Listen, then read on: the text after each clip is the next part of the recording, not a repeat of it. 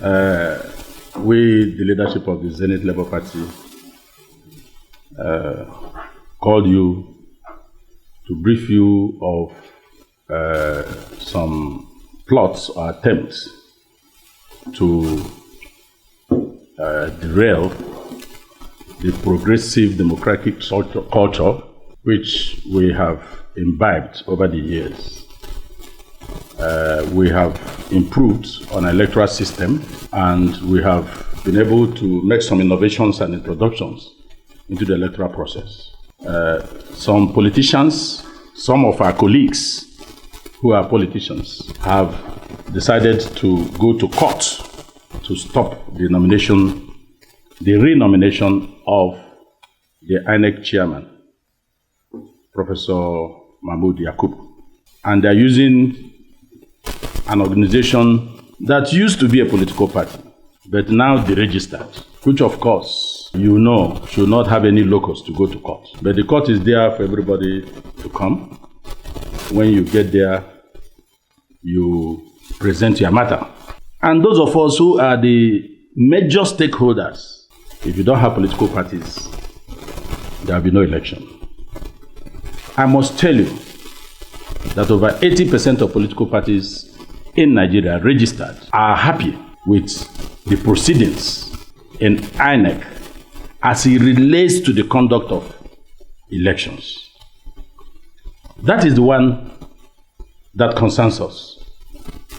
We have seen some improvements, some innovations.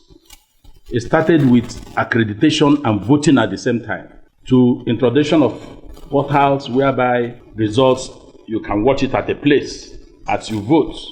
We are now moving into an improvement into the electronic system, which we have been asking for many years. But I think some of these politicians who are using the Hope Democratic Party, as they are called, to go to court to stop the Senate from approving the nomination legitimately made by the president, is, to say the least, irresponsible. Politicians should say what is black and call it black. We are in support of the reappointment of Professor Mahmoud Jibril. And in fact, at the political party forum, we have directed them to issue a statement on that. Why are we happy? Since he came on board, there has been an improvement from the system on elections. The last being Edo and Ondo. Now we are going to Anambra. If you follow the conduct of election, you cannot but agree with me that we have moved forward from what it used to be. Even the process of submission of list of candidates. We no longer have a one-on-one contact with INEC. I stay in my office, I file all my candidates, I take my printout.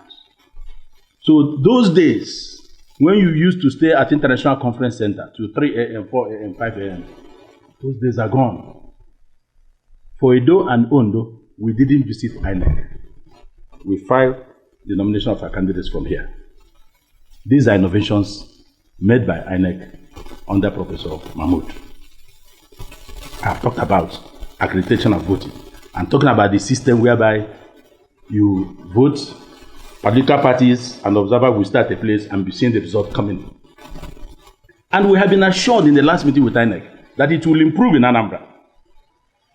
So tell me why those politicians who do not like reforms, politicians who are used to carrying ballot boxes, writing results with fake result sheets, why should they get into this point when they are not political parties? I don't think there's any group that can speak authoritatively on this matter other than the critical stakeholders. And the critical stakeholders are the political parties. So we endorse the reappointment of Mahmoud.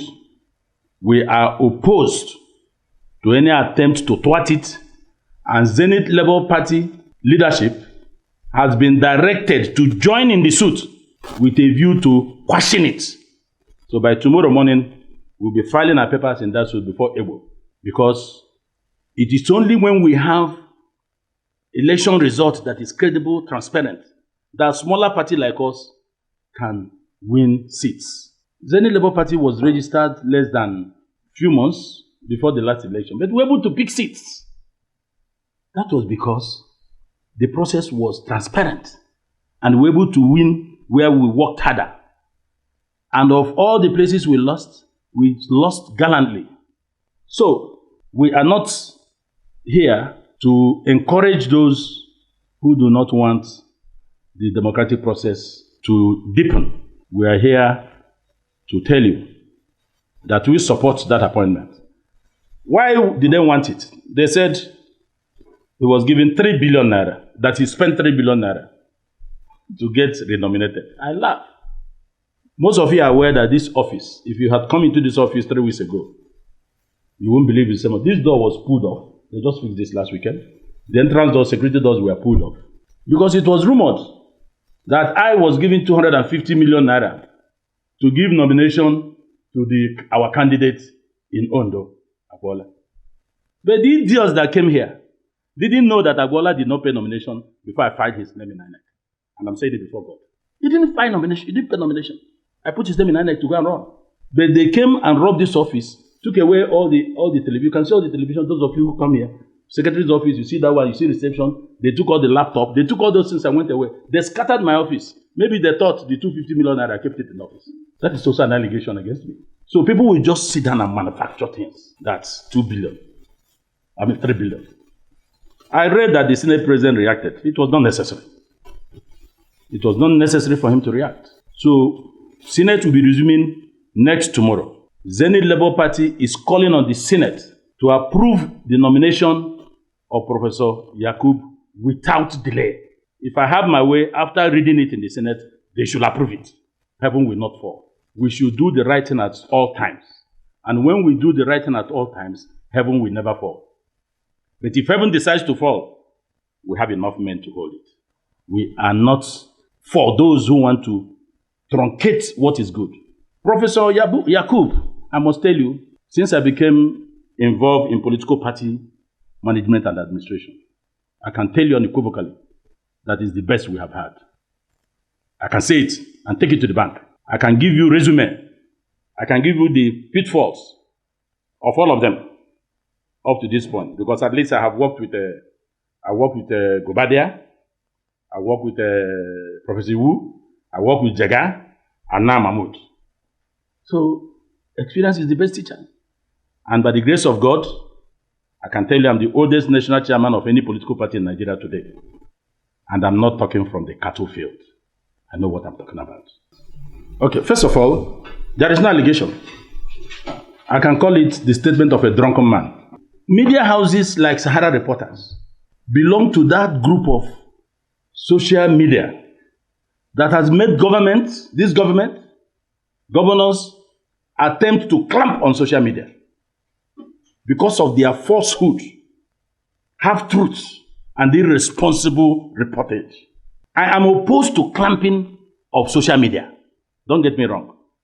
Because social media has done more good in this country and that we must embrace it. But when drunken persons being used by, we know those politicians, we have identified by 3 of them. When they are being used to shake the system, the only way to shame them is to ignore them and allow the process to flow. I am not saying National Assembly should fast-track their process. They have screened him before. They have seen his performances. After the last election on plenary, most of them applauded him. So what are you, if you ask me if I'm in the Senate, what are we screening him again for? For 3 billion naira. So what you are telling me now from your question is, if anybody wakes up, what of myself? They said I was giving 250 million naira to give Zenith Labour Party ticket to Ajaya Agbola to run for governor in Ondo State. And I'm telling you now, if I didn't tell you, you wouldn't know. That man did not pay 1 naira to this office up to the time I filed his name with the INEC.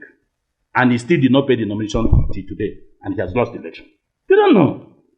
We're in this game. You see, I have always said it. Our parents sent us to school. People will bring allegations to create a problem so that the system will be distorted. And that's why you can only shame media houses like that by ignoring them. If they are serious, Let them take their pen and paper, write to the appropriate authority. Let them investigate it. Even when he's in office, he can still be investigated. So we have to shame them. And that's why my party has taken that position. They have directed us to join the case. The case is different from the publication. But they have a nexus. There is a relationship between the case and the 3 billion. So we cannot continue to encourage such persons when we are doing something serious. Electoral matters are very serious matters. We are moving to the next level. We are preparing for Anambra. And the man has shown he has enormous experience. He has been there for 5 years. There is nothing new to learn than to improve on where he has taken the commission to. If you go and bring that Nwanyanwu and put there now, or start knowing what, before then there's another election, politicians will come in, manipulate the system. I will not understand it. This is what they don't want. They don't want Mahmoud Yakubu to conduct the 2023 election and even Anambra election, because he has that experience that you can no longer push this aside. The other time we met, it was a suggestion we told them. In a polling unit where they carry ballot boxes, where they snatch or carry the electoral officers, cancel the election. INEC is going to start that. So it is no longer easy to say, okay, I have carried the buses. You go and stop and come back. It will not work. It will get to INEC. INEC will repeat such places or such a place as many times as possible until the appropriate thing is done. We must get things right in this country. So those who are fighting Professor Mahmoud Yakubu are wasting their time. More than 80% of the political parties are happy with him because he has not favored us. He has not favored anybody. He's doing his job according to the rules.